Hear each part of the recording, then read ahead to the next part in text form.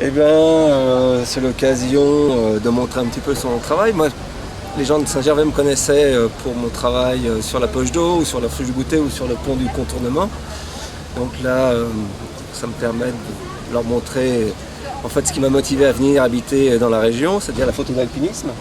Là, on a Christophe Dumaret et Yann Borgnet quand ils avaient fait leur enchaînement de voix Bonatti, c'était il y a déjà 2-3 ans.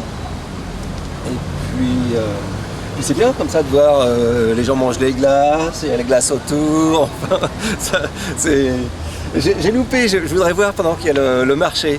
Je trouve ça amusant le mélange d'activités et puis l'expo. Bon, moi je suis pas très expo art.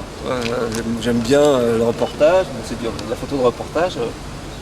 Dimension artistique, les gens s'ils veulent la mettre, ils la mettent. Mais pour moi c'est du reportage, des beaux cadrages, des belles lumières et puis des beaux acteurs qui tracent des jolies lignes. Voilà. Et comment tu as fait ton choix? Le choix c'est difficile. J'ai pas fait ça au pendule, mais presque. Non, non. Avec David Machet, qui est à l'origine, en fait, pour les photographes de cette exposition, avec Sandrine Dominguez et puis Patrice. En fait, David m'avait demandé d'habiller les arbres avec des photos verticales. Bon, c'est vrai que c'est pas que je vise spécialement à faire des couvertures, mais j'aime bien les photos verticales également en montagne. Et voilà, j'ai fait cette sélection-là qui est un petit peu dans le même esprit que ce que j'ai exposé à l'espace terrasse à Chamonix. Mais là, voilà, le parti pris, c'était de montrer une ambiance vertigineuse. Parce que les autres photographes, on a tous présenté une écriture différente. Certains sont en noir et blanc, parlent plutôt du monde un petit peu post-rural. D'autres, ça va être une itinérance en moto, en voiture, l'école. Enfin, il y a des choses très variées, c'est ça qui est intéressant. Elles sont regroupées à l'espace Mont Blanc. Et moi j'étais le plus sportif en fait dans la démarche. Donc ça correspond aujourd'hui à une partie de mon métier seulement, mais que je revendique.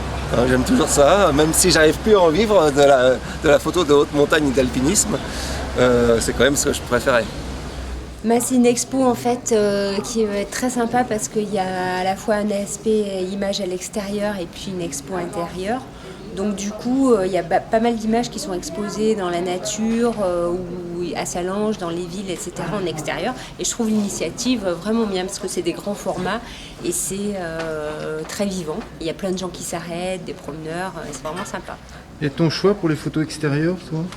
J'ai choisi des images qui parlent de la montagne, mais d'une façon un petit peu décalée, mais qui sont quand même encore assez figuratives. Contrairement à l'expo intérieure où c'est beaucoup plus abstrait. Mais du coup, l'expo extérieure à Notre-Dame-de-la-Gorge, elle est très accessible et assez ludique avec plein de couleurs. Voilà.